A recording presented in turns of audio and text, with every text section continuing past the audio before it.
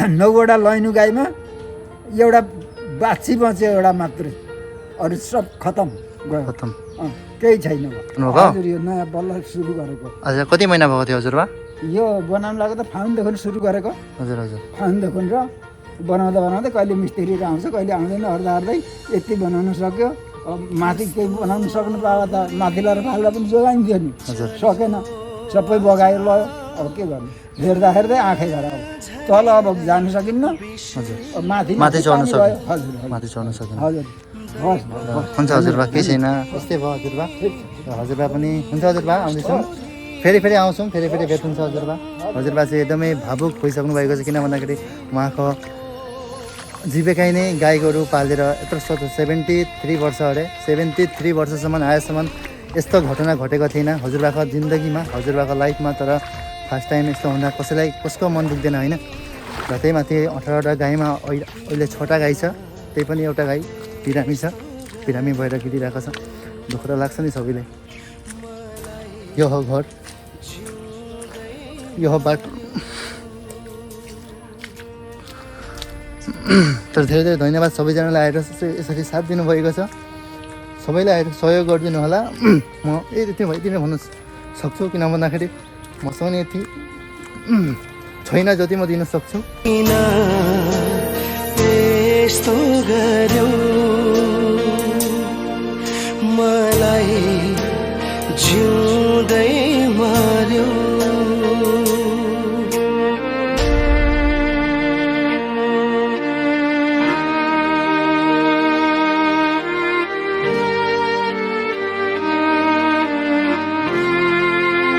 Hello नमस्ते सबैलाई आशा गर्छ सबैजना सन्चै हुनुहुन्छ भनेर र अहिले चाहिँ हामी छौँ शिवसागरमा हिजो आएको थियौँ र आज पनि हामी जाँदैछौँ र धेरै धेरै धेरै धन्यवाद जसले पनि मनदेखि सहयोग सपोर्ट गर्नुमा धेरै धेरै धन्यवाद र अहिले चाहिँ यहाँ खानाको पेकिङ भइरहेको छ हेर्न सक्नुहुन्छ त्यो चाहिँ रिदम सर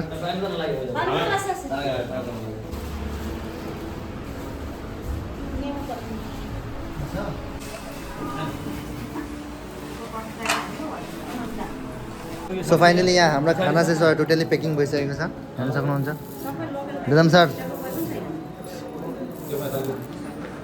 र हामीले चाहिँ यहाँ टोटल खाना हामीले पेकिङ गरिसकेको छौँ र जुन ठाउँबाट मलाई मेसेज आएको थियो बिहुबर भन्ने ठाउँ त्यो ठाउँमा एकदमै कम मात्रामा मतलब गाडीहरू गएको छन् डोनेसनको लागि सो हामी पनि त्यही ठाउँमा जाँदैछौँ एकदम के हुन्छ यहाँदेखि त धेरै टाढो भन्छन् र तर थाहा छैन लोकेसन हेर्दै हेर्दै जानुपर्छ र यहाँको मौसम चाहिँ यस्तो छ कि पानी पर्छ फेरि घाम आउँछ फेरि पानी पर्छ त्यस्तो भइरहेको छ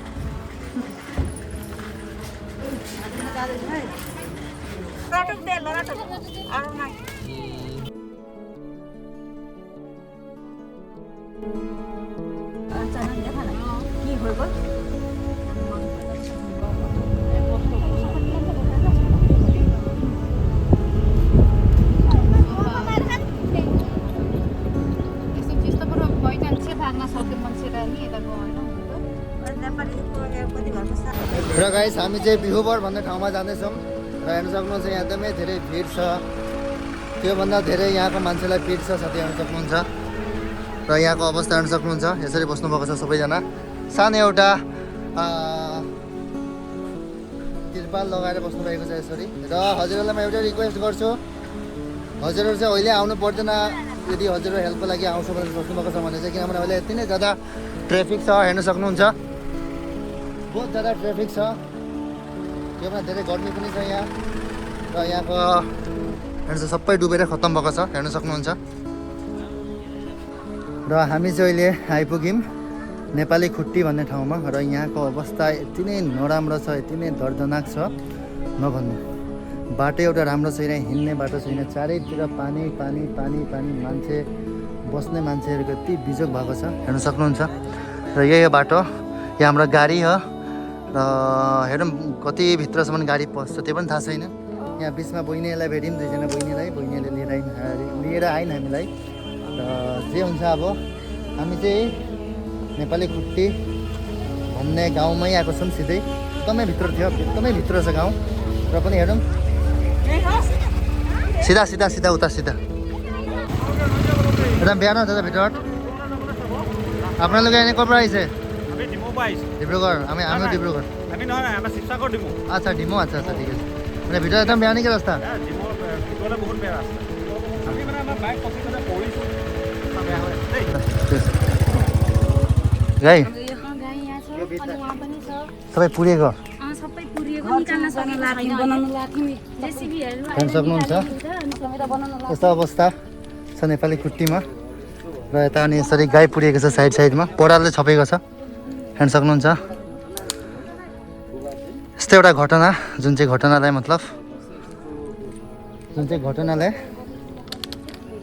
के भन्नु र अहिले चाहिँ हामी छौँ नेपाली खुट्टी भन्ने ठाउँमा र हामीले सामान दिइरहेको छौँ लोले याद लोले पाले खुट्टेखिनी पाले अच्छा ठिक छ यता चाहिँ हाम्रो रिजम सर के अरे त्यो हजुरमा भेट्नु भयो अरे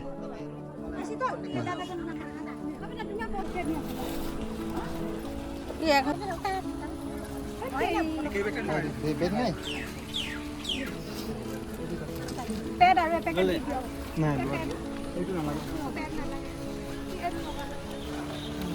किन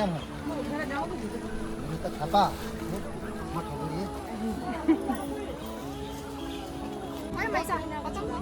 अहिले हाम्रो टिम चाहिँ अहिले छौँ हामी नेपाली खुट्टीमा प्रोपर नेपाली खुट्टी सक्नुहुन्छ यता आन्टीहरू हुनुहुन्छ यता आन्टी उता यता आन्टी यता आयो भनिदिनु आन्टी यता आयो भनिदिनु हामी चाहिँ नेपाली खुट्टीमा छौँ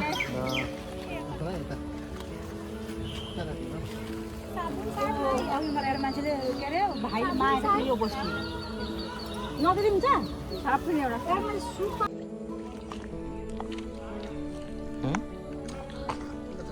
हेर कस्तो भयो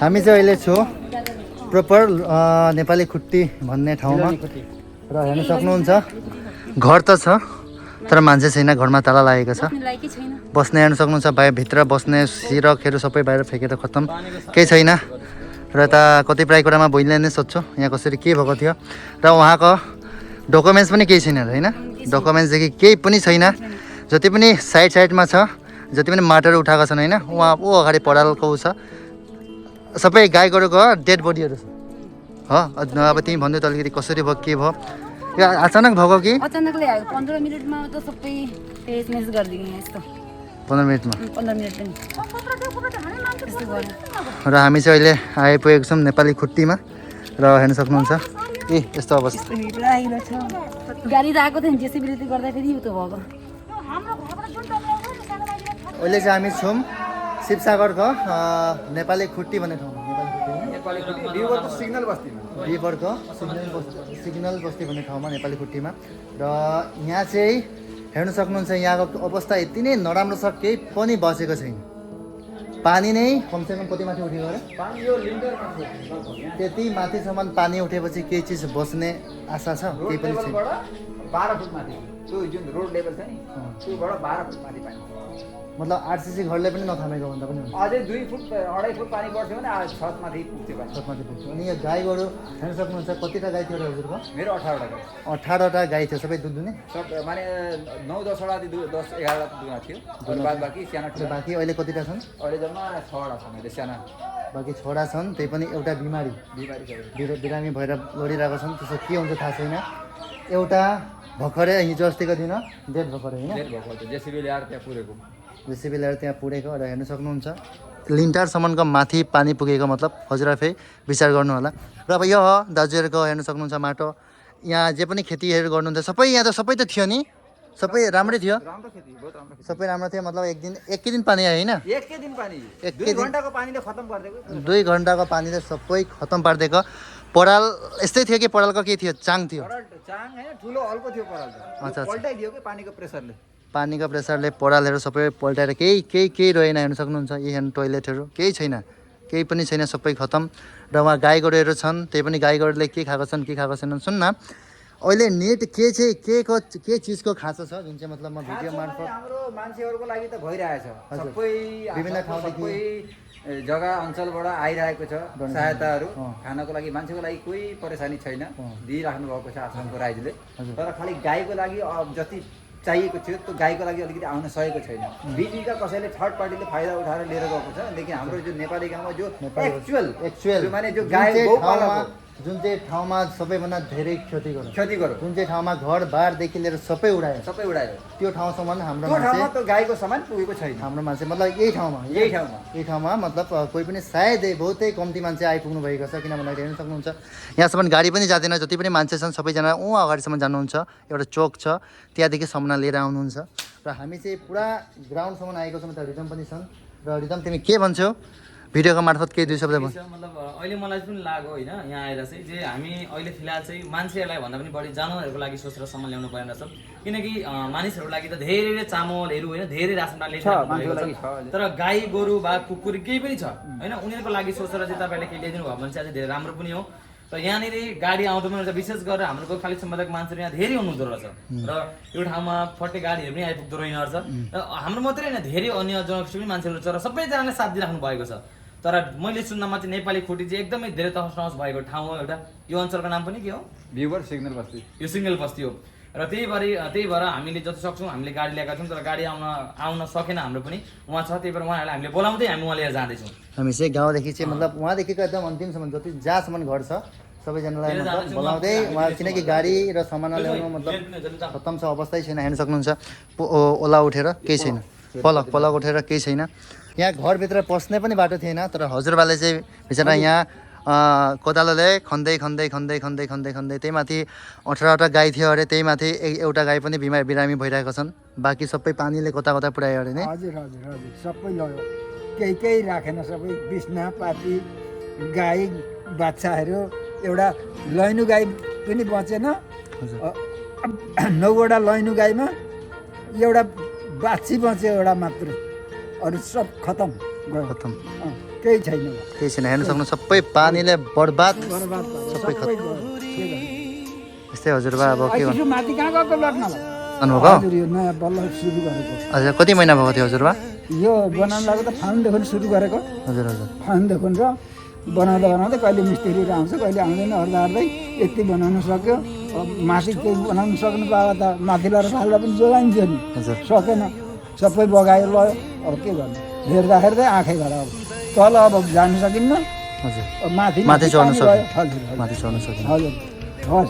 हुन्छ हजुरबा केही छैन, यस्तै भयो हजुरबा। हजुरबा पनि हुन्छ हजुरबा, आउँदैछौँ फेरि आउँछौँ, फेरि भेट हुन्छ हजुरबा।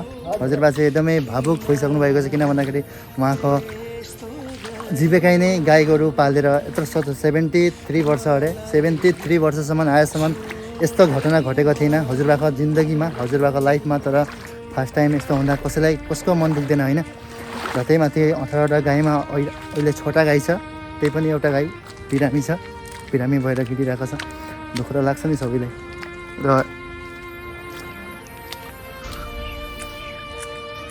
यो हो घर, यो हो बाटो। तर धेरै धन्यवाद सबैजनालाई आएर यसरी साथ दिनुभएको छ। सबैलाई आएर सहयोग गरिदिनु होला। म यति भइदिनु भन्न सक्छु, किन भन्दाखेरि मसँग यति छैन जति म दिन सक्छु। तर पनि धेरै खुसी लाग्छ सम्पूर्ण हाम्रो आसामको मानिसले यसरी हेल्पको लागि निक्लेर आउनुभएको छ। एकदम हजुरबाको कुरा सुनेर म पनि एकदमै दुःखी भएँ। हजुरबालाई कस्तो भएको होला? यो हेर्नु सक्नुहुन्छ, यो बाटो केही पनि बसेन। जति पनि सहायता आउने सबै गाई गोरु पुरेको छन्। घर हेर्नु सक्नुहुन्छ, केही पनि छैन, सबै खतम। र फाइनली हामी पनि जानु निक्लेको। यहाँ हामी अहिले नेपाली खुट्टीमा थियौँ नेपाली गाउँमा। र दाइसँग नि भेट भयो। हामी मिलेर सबै डोनेसनको काम गऱ्यौँ, सबैलाई दियौँ जति सक्यौँ होइन। र दाजु कस्तो लाग्यो? बहुत राम्रो गर्नुभएको छ, किनभने यो काम गरेको पनि एउटा धर्म हो, मानवता हो। यो गाउँमा पनि त्यस्तै प्रब्लम भएको छ, पल्लो गाउँमा पनि त्यस्तै प्रब्लम भएको छ। त्यहाँ पनि एकबार तपाईँहरू आइदिएर अलिकति उनीहरूलाई पनि सहयोग मिल्छ। पल्लो गाउँको नाम कमल छापडीमा आइदियो। कमल छापडी। यहाँबाट तपाईँहरू यहाँ अग्नि मन्दिर देख्नुभएको छ, नाम सुन्नुभएको छ होला, नाजिरा भएर अग्नि नम्बर सिधा जानुपर्छ, सिधा स्ट्रेट गयो भने तपाईँहरू आउनुभयो भने मलाई कन्ट्याक्ट गर्नु, अनि म रिसिभ गर्न आउँछु। त्यहाँ रिसिभ गरेर तपाईँहरूलाई म लिएर त्यो जग्गा देखाउँछु। त्यहाँको वातावरण कस्तो छ, कस्तो उयो छ, दृश्यहरू छ, त्यहाँको के परिस्थिति भएको छ, तपाईँहरूले हेरेर एकबार यसो तपाईँहरूको अब युट्युबहरू चलाउनुहुन्छ हामी त्यति साह्रो खास चलाउँदैन त्यही हो हजुरहरू पनि माया साथ सपोर्ट सहयोग गर्नु किन भन्दाखेरि यो टुर लभ एक्लै भाइले सक्दैन होइन र हजुरहरूको साथ सपोर्ट मायाले हामी यहाँसम्म आँट्यौँ यहाँसम्म गऱ्यौँ र रिदम साहब के भन्छु हो कि होइन र हजुरहरूको माया साथ सपोर्ट र आशीर्वादलाई गर्दा हामी आयौँ जे जसो हामी डोनेसन गऱ्यौँ र अझै पनि हजुरहरूको माया र साथ सपोर्ट चाहिन्छ र यसरी माया र साथ सपोर्ट दिनु हजुरहरूले माया र साथ सपोर्ट दिनुभयो भने अवश्य हामी पनि त्यो गाउँको नाम थियो कमल छापडी गाउँमा भिजिट गर्नेछौँ थ्याङ्क यू आशा गर्छु यो भिडियो हजुरहरूलाई मन पर्यो भिडियो मन पर्यो भने मनदेखि एउटा लाइक र एउटा कमेन्ट गर्न नबिर्सिनु अनि कमेन्ट अनि सेयर गरिदिनु होला सेयर गरिदिनु थ्याङ्क यू